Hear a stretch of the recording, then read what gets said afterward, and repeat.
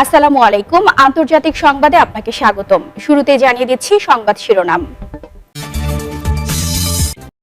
ট্রাম্পকে পাত্তা দেয়নি খামেনি, বাধ্য হয়ে আলোচনায় বসতেই চায় যুক্তরাষ্ট্র। রমজানে আল আকসায় মুসলিমদের প্রবেশাধিকার সীমিত করছে ইসরায়েল। পুতিন যুদ্ধের দাস বলেছেন জেলেনস্কি। ট্রাম্পের প্রস্তাবে রাজি হবে না ইরান, যুদ্ধ অনিবার্য। যে শর্তে যুক্তরাষ্ট্রের সঙ্গে সমঝোতা করবে ইরান। ইরানে মার্কিন সামরিক হস্তক্ষেপ চাইলেন রেজা পাহলভি। বিএনপি নেতৃত্বাধীন সরকারের সঙ্গে কি আস্থার সম্পর্ক গড়তে পারবে ভারত? এবার বিস্তারিত খবর। ট্রাম্পকে পাত্তা দেয়নি খামেনি, বাধ্য হয়ে আলোচনায় বসতেই চায় যুক্তরাষ্ট্র। দীর্ঘদিনের তিক্ততা, পাল্টাপাল্টি হুমকি আর নিষেধাজ্ঞার রাজনীতির পর হঠাৎ করেই বদলে যাচ্ছে কূটনৈতিক ভাষ্য। মার্কিন প্রেসিডেন্ট ডোনাল্ড ট্রাম্প ইরানের সর্বোচ্চ নেতা আয়াতুল্লাহ আলী খামেনি এর সঙ্গে সরাসরি বৈঠকের আগ্রহ দেখালেও তেহরান থেকে এখনও আসেনি কোনো ইতিবাচক সাড়া। কূটনৈতিক মহলে জোর আলোচনা, ট্রাম্পকে কি কার্যত পাত্তাই দেয়নি খামেনি? মার্কিন প্রশাসনের ভাষ্য, তারা নতুন একটি পারমাণবিক সমঝোতা চায়। পররাষ্ট্রমন্ত্রী মার্কো রুবিও স্পষ্ট করেছেন, ইরান আলোচনায় রাজি হলে প্রেসিডেন্ট ট্রাম্প সর্বোচ্চ নেতার সঙ্গেও বসতে প্রস্তুত। তার ভাষায়, দেশগুলোর একে অপরের সঙ্গে সরাসরি যোগাযোগ করতেই হবে। তবে বিশ্লেষকদের প্রশ্ন, যে তেহরান এতদিন ওয়াশিংটনের কড়া অবস্থানের মুখে অনড় ছিল, তারা কি এত সহজেই শীর্ষ বৈঠকে রাজি হবে? এ মাসের শুরুতে ওমানের মধ্যস্থতায় মাস্কাটে যুক্তরাষ্ট্র ও ইরানের মধ্যে পারমাণবিক ইস্যুতে প্রথম দফার আলোচনা শেষ হয়েছে। ইরানের পররাষ্ট্রমন্ত্রী আব্বাস আরাগচি জানান, আলোচনা ছিল কেবল পারমাণবিক কর্মসূচি ঘিরে এবং এতে কোনো হুমকি বা চাপ ছিল না। আন্তর্জাতিক সূত্র বলছে, দ্বিতীয় দফার বৈঠক হতে পারে জেনেভাতে। তবে একই সঙ্গে ট্রাম্পের কড়া বার্তাও সামনে এসেছে। চুক্তি ব্যর্থ হলে ইরানের জন্য খুব কঠিন ফলাফল অপেক্ষা করছে, এমন সতর্ক বার্তা দিয়েছেন তিনি। একদিকে বৈঠকের আগ্রহ, অন্যদিকে হুঁশিয়ারি। এই দ্বৈত কৌশলকেই কেউ কেউ চাপ ও প্রস্তাবের মিশ্র রাজনীতি হিসেবে দেখছেন। রাজনৈতিক বিশ্লেষকদের মতে, খামেনির নীরবতা নিজেই একটি বার্তা। সরাসরি প্রত্যাখ্যান না করেও তিনি কৌশলগত দূরত্ব বজায় রাখছেন। এতে যুক্তরাষ্ট্রের ওপরই আলোচনায় এগোনোর চাপ বাড়ছে। প্রশ্ন এখন একটাই, এই নাটকীয় কূটনৈতিক টানাপোড়েন কি শেষ পর্যন্ত ঐতিহাসিক বৈঠকের পথ খুলবে, নাকি আবারও বাড়বে উত্তেজনা? আন্তর্জাতিক অঙ্গন তাকিয়ে আছে পরবর্তী পদক্ষেপের দিকে, কারণ ওয়াশিংটন ও তেহরানের সম্পর্কের যে কোনো পরিবর্তন মধ্যপ্রাচ্য থেকে বৈশ্বিক রাজনীতিতে বড় প্রভাব ফেলতে পারে। রমজানে আল আকসায় মুসলিমদের প্রবেশাধিকার সীমিত করছে ইসরায়েল। আসন্ন পবিত্র রমজান মাসে আল আকসা মসজিদে নামাজ আদায়ের জন্য মুসলিমদের প্রবেশাধিকার সীমিত করার পরিকল্পনা করেছে ইসরায়েলি কর্তৃপক্ষ। জেরুজালেমের সাবেক গ্র্যান্ড মুফতি ও সুপ্রিম ইসলামিক কাউন্সিলের প্রধান শেখ একরিমা সাবরি এই তথ্য জানিয়েছেন। আনাদুলু এজেন্সিকে দেওয়া সাক্ষাৎকারে একরিমা সাবরি বলেছেন, মুসলিমরা আশার সঙ্গে রমজানকে স্বাগত জানায়, মহানবী সাল্লাল্লাহু আলাইহি ওয়াসাল্লামের সুন্নাহ অনুসরণ করে। তিনি শাবান মাসের শেষ দিকে রমজানকে স্বাগত জানাতেন। কিন্তু জেরুজালেমের পরিস্থিতি নিয়ে আমরা দুঃখিত। দখলদার কর্তৃপক্ষ আল আকসা মসজিদে আগত মুসল্লিদের ওপর কঠোর ব্যবস্থা আরোপ করতে যাচ্ছে। ইসরায়েলি প্রশাসনের এমন পরিকল্পনার জন্য দুঃখ প্রকাশ করেছেন জেরুজালেমের সাবেক এই গ্র্যান্ড মুফতি। একরিমা সাবরি বলেন, ইতোমধ্যেই কয়েক ডজন যুবককে মসজিদে প্রবেশে বাধা দিয়েছে ইসরায়েলি কর্তৃপক্ষ। তারা ঘোষণা করেছে, অধিকৃত পশ্চিম তীর থেকে আগত মুসল্লিদের জন্য রমজান মাসে কোনো বিধিনিষেধ শিথিল করা হবে না। তিনি আরও বলেন, এর অর্থ হল আরও কঠোর বিধিনিষেধ আরোপ করা হবে। ফলে আল আকসা মসজিদে মুসল্লিদের সংখ্যা আগের বছরের তুলনায় কম হবে। এটি স্বাধীনতার পরিপন্থী এবং মুসলমানদের রোজা পালনে ব্যাঘাত ঘটাবে। পূর্ব জেরুজালেমের শত শত ফিলিস্তিনি বাসিন্দার, যাদের অধিকাংশই তরুণদের বিরুদ্ধে সাম্প্রতিক দিনগুলোতে ইসরায়েলি কর্তৃপক্ষ অস্থায়ী নিষেধাজ্ঞা জারি করেছে, যেন তারা রমজান মাসে আল আকসা মসজিদে প্রবেশ করতে না পারে। এর মধ্যে কিছু নিষেধাজ্ঞা 6 মাস পর্যন্ত কার্যকর রাখা হয়েছে। পুতিন যুদ্ধের দাস বলেছেন জেলেনস্কি। ইউক্রেনের প্রেসিডেন্ট ভলোদিমির জেলেনস্কি রুশ প্রেসিডেন্ট ভ্লাদিমির পুতিনকে যুদ্ধের দাস হিসেবে আখ্যায়িত করেছেন। শনিবার 14 ফেব্রুয়ারি মিউনিখ নিরাপত্তা সম্মেলনে এক ভাষণে এই মন্তব্য করেছেন। খবর বার্তা সংস্থা এএফপির। জেলেনস্কি বলেন, রাশিয়ার আক্রমণের ফলে দেশের প্রতিটি বিদ্যুৎ কেন্দ্রগুলোর বড় ধরনের ক্ষতি হয়েছে। তিনি সতর্ক করেন, হিটলারের মতো পুতিনকে ছাড় দিলে তা শান্তি আনবে না, বরং এটি আরও আগ্রাসনকে উস্কে দেবে। হিটলার দ্বিতীয় বিশ্বযুদ্ধের 1 বছর আগে ইউরোপীয় শক্তিগুলোর কাছ থেকে আঞ্চলিক ছাড় জোর করে আদায় করেছিলেন। জেলেনস্কি মস্কোর আক্রমণের 4র্থ বার্ষিকীর কয়েকদিন আগে এই বক্তব্য দেন। তিনি বলেন মস্কো হাজার হাজার মানুষকে হত্যা করেছে এবং পূর্ব ইউক্রেনকে ধ্বংস করেছে। তারা লাখ লাখ মানুষকে দেশ ত্যাগে বাধ্য করেছে। কিয়েভ এর পশ্চিমা মিত্ররা অভিযোগ করেছে যে মস্কো ইচ্ছাকৃতভাবে ইউক্রেনের বিদ্যুৎ গ্রিডে আক্রমণ করেছে এবং এর মাধ্যমে তারা জনসাধারণকে প্রচণ্ড শীতের মধ্যে কষ্ট দিচ্ছে। জেলেন্সকি বলেন ইউক্রেনে এমন একটি বিদ্যুৎ কেন্দ্র অবশিষ্ট নেই যা রাশিয়ার আক্রমণে ক্ষতিগ্রস্ত হয়নি। তিনি হাজার হাজার কর্মীর প্ল্যান্ট মেরামতের প্রশংসা করেন এবং বলেন আমরা এখনও বিদ্যুৎ উৎপাদন করছি। তিনি আবারও পশ্চিমাদের কাছে ইউক্রেনে বিমান প্রতিরক্ষা ব্যবস্থা দ্রুত সরবরাহ করার আহ্বান জানান। 2022 সালের ফেব্রুয়ারিতে যুদ্ধ শুরু করা পুতিন সম্পর্কে জেলেন্সকি বলেন তিনি নিজেকে রুশ সম্রাট হিসেবে ভাবতে পারেন, কিন্তু বাস্তবে তিনি যুদ্ধের চাষ। রাশিয়া ও ইউক্রেন আগামী সপ্তাহে মার্কিন মধ্যস্থতায় আলোচনা করবে এবং জেলেন্সকি বলেছেন যে যুদ্ধ শেষ করার জন্য কিয়েভ সবকিছুই করছে। ট্রাম্পের প্রস্তাবে রাজি হবে না ইরান, যুদ্ধ অনিবার্য। মার্কিন প্রেসিডেন্ট ডোনাল্ড ট্রাম্পের প্রস্তাবে ইরানের রাজি হওয়ার সম্ভাবনা শূন্য বলে মন্তব্য করেছেন মার্কিন এক কর্মকর্তা। ওই কর্মকর্তার বরাত দিয়ে এই তথ্য প্রকাশ করেছে অ্যাক্সিয়স। আরেক কর্মকর্তার বরাত দিয়ে অ্যাক্সিয়স তাদের প্রতিবেদনে বলেছে যুক্তরাষ্ট্রের বিশেষ দূত স্টিভ উইটকফ ও জারেড কুশনার ট্রাম্পকে জানান যে ইতিহাস বলছে তেহরানের সঙ্গে একটি ভালো চুক্তিতে পৌঁছানো কঠিন। এর আগে সম্প্রতি ওয়াশিংটন ডিসিতে ইসরায়েলি প্রধানমন্ত্রী বেনিয়ামিন নেতানিয়াহুও ট্রাম্পকে একই কথা বলেছেন। তিনি ট্রাম্পকে জানান ইরানের সঙ্গে ভালো একটি চুক্তি সম্পন্ন করা অসম্ভব। বেনিয়ামিন দাবি করেন যদি চুক্তি হয়েও যায় ইরান এই চুক্তি মেনে চলবে না। এদিকে ট্রাম্প বারবার হুঁশিয়ারি দিয়েই যাচ্ছেন যে পারমাণবিক ও ক্ষেপণাস্ত্র ইস্যুতে চুক্তি না করলে ইরানে হামলা অনিবার্য। এমন পরিস্থিতির মধ্যে চাঞ্চল্যকর রিপোর্ট প্রকাশ করেছে বার্তা সংস্থা রয়টার্স। প্রতিবেদনে বলা হয়েছে ইরানে সম্ভাব্য কয়েক সপ্তাহব্যাপী অভিযান চালানোর জন্য প্রস্তুতি নিচ্ছে মার্কিন বাহিনী। প্রেসিডেন্ট ডোনাল্ড ট্রাম্প হামলার নির্দেশ দেওয়া মাত্রই মার্কিন বাহিনী অভিযান শুরু করবে।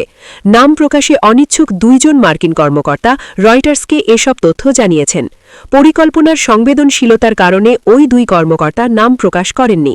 এছাড়া এতে যুক্তরাষ্ট্র ইরানের মধ্যে চলমান কূটনীতির জন্য ঝুঁকি তৈরি হতে পারে। তেহরানের পারমাণবিক কর্মসূচি নিয়ে কূটনীতি পুনরুজ্জীবিত করতে গত সপ্তাহে ওমানে মার্কিন ও ইরানি কূটনীতিকরা আলোচনা করেছেন। মার্কিন কর্মকর্তারা শুক্রবার বলেছেন পেন্টাগন মধ্যপ্রাচ্যে আরও বিমানবাহী রণতরী ছাড়াও হাজার হাজার সেনা পাঠাচ্ছে। এছাড়া যুদ্ধ বিমান, গাইডেড মিসাইল ডিস্ট্রয়ার এবং অন্যান্য যুদ্ধাস্ত্র পাঠানো হচ্ছে। ইরানে সম্ভাব্য মার্কিন অভিযানের প্রস্তুতি নিয়ে প্রশ্ন করা হলে হোয়াইট হাউসের মুখপাত্র আনা কেলি বলেন তেহরানের জন্য প্রেসিডেন্ট ট্রাম্পের কাছে সব অপশন হাতে আছে। যে শর্তে যুক্তরাষ্ট্রের সঙ্গে সমঝোতা করবে ইরান। ইরানের উপপররাষ্ট্রমন্ত্রী মাজিদ তাখত রাভানচি এক বিবৃতিতে জানিয়েছেন যুক্তরাষ্ট্র যদি দেশটির উপর আরোপিত অর্থনৈতিক নিষেধাজ্ঞাগুলো প্রত্যাহারের বিষয়ে আলোচনায় বসতে রাজি হয় তবে তেহরান পারমাণবিক চুক্তি নিয়ে সমঝোতায় আসতে প্রস্তুত। ইরানের শীর্ষ এই কূটনীতিক বর্তমান অচলাবস্থা নিরসনে নমনীয় হওয়ার ইঙ্গিত দিয়ে বলেছেন নির্দিষ্ট শর্ত পূরণ হলে পারমাণবিক কর্মসূচির সীমাবদ্ধতা নিয়ে পুনরায় আলোচনা করা সম্ভব। খবর রয়টার্সের। এই প্রস্তাবের মূল লক্ষ্য হল ইরানের ভঙ্গুর অর্থনীতিকে সচল করা, যা দীর্ঘদিনের মার্কিন নিষেধাজ্ঞার ফলে ব্যাপকভাবে ক্ষতিগ্রস্ত হয়েছে। রাভানচি জোর দিয়ে বলেছেন নিষেধাজ্ঞা প্রত্যাহার করা হলে একটি উইন উইন বা উভয় পক্ষের জন্য লাভজনক পরিস্থিতি তৈরি হবে, যা মধ্যপ্রাচ্যে স্থিতিশীলতা ফিরিয়ে আনতে সহায়ক হবে। তিনি আরও স্পষ্ট করেছেন যে ইরান একটি টেকসই এবং সম্মানজনক চুক্তি চায় যেখানে তাদের অর্থনৈতিক স্বার্থের আইনি নিশ্চয়তা থাকবে। ট্রাম্প প্রশাসনের দ্বিতীয় মেয়াদে ইরানের এই প্রস্তাবকে বৈশ্বিক রাজনীতিতে অত্যন্ত গুরুত্বপূর্ণ বলে মনে করা হচ্ছে।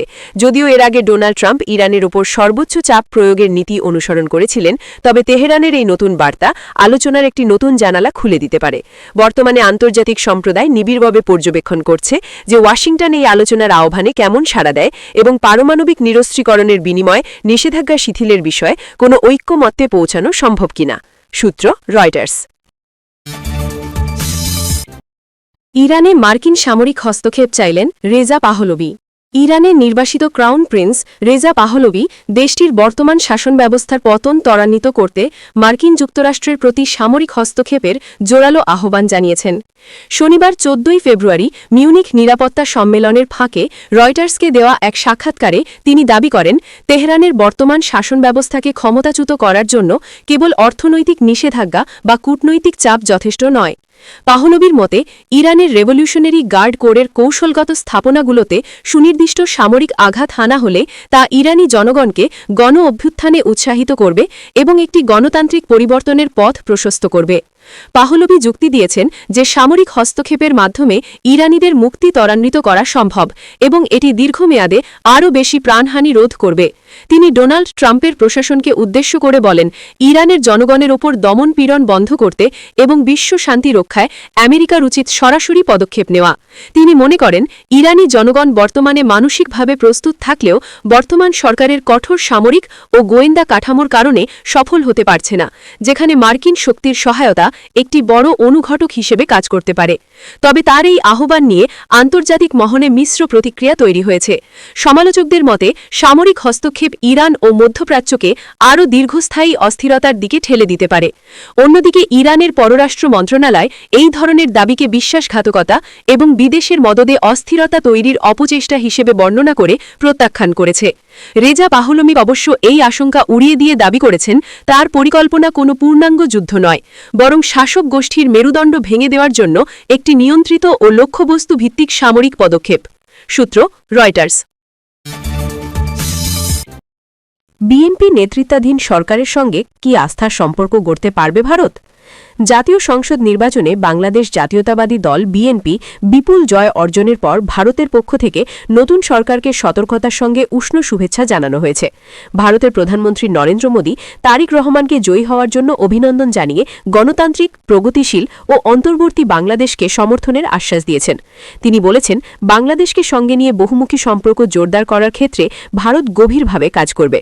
মোদীর এই বার্তা মূলত দুই দেশের সম্পর্ক এগিয়ে নেওয়ার ইঙ্গিত বহন করে, তবে সাবধানতার সঙ্গে বার্তা দেওয়ার পেছনে রয়েছে অতীতের অভিজ্ঞতা। সাবেক স্বৈরাচার প্রধানমন্ত্রী শেখ হাসিনা জেনজির গণ অভ্যুত্থানে ভারতে পালিয়ে যাওয়ার পর দুই দেশের মধ্যে বিশ্বাসের ভাঙন তৈরি হয়। এছাড়া সদ্য অনুষ্ঠিত নির্বাচনে আওয়ামী লীগ অংশ নিতে না পারায় রাজনৈতিক পরিস্থিতি আরও জটিল হয়ে ওঠে।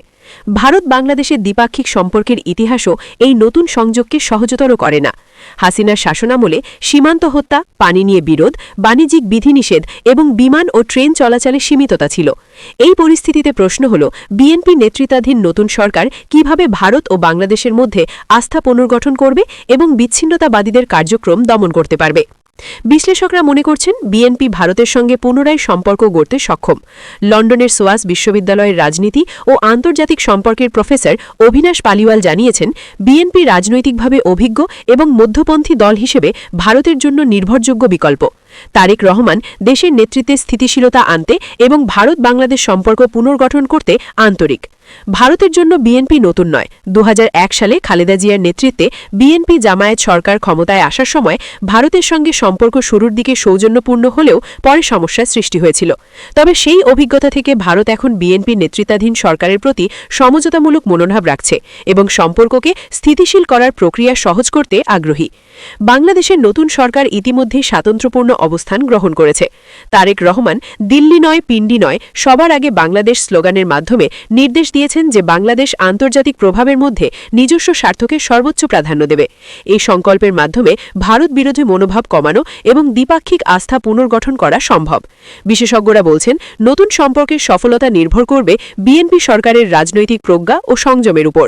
পাশাপাশি ভারতকে বাংলাদেশকে সমান ও মর্যাদাপূর্ণ অংশীদার হিসেবে গ্রহণ করতে হবে, যাতে অতীতের ভুলের পুনরাবৃত্তি না ঘটে। অতীতের অভিজ্ঞতা থেকে দেখা গেছে, রাজনৈতিক স্থিতিশীলতা, সীমান্ত নিরাপত্তা ও দ্বিপাক্ষিক সহযোগিতা নিশ্চিত করলে ভারত বাংলাদেশ সম্পর্ক নতুন উচ্চতায় পৌঁছাতে পারে। বিশেষজ্ঞরা মনে করছেন, তারেক রহমানের নেতৃত্বে এই সম্পর্ক ইতিবাচকভাবে পুনর্গঠন সম্ভব এবং দুই দেশের মধ্যে দীর্ঘমেয়াদী বিশ্বাস পুনঃস্থাপন করা সম্ভব। বিএনপি নেতৃত্বাধীন সরকারের সঙ্গে ভারত যে আস্থাভিত্তিক সম্পর্ক স্থাপন করতে পারবে তা বাংলাদেশের কার্যকর নেতৃত্ব, কূটনৈতিক সংযম এবং দুই দেশের পারস্পরিক সহযোগিতার উপর নির্ভর করে। এই নতুন পরিস্থিতি দুই দেশের জন্যই নতুন সম্ভাবনার দ্বার উন্মোচন করছে। তথ্যসূত্র বিবিসি।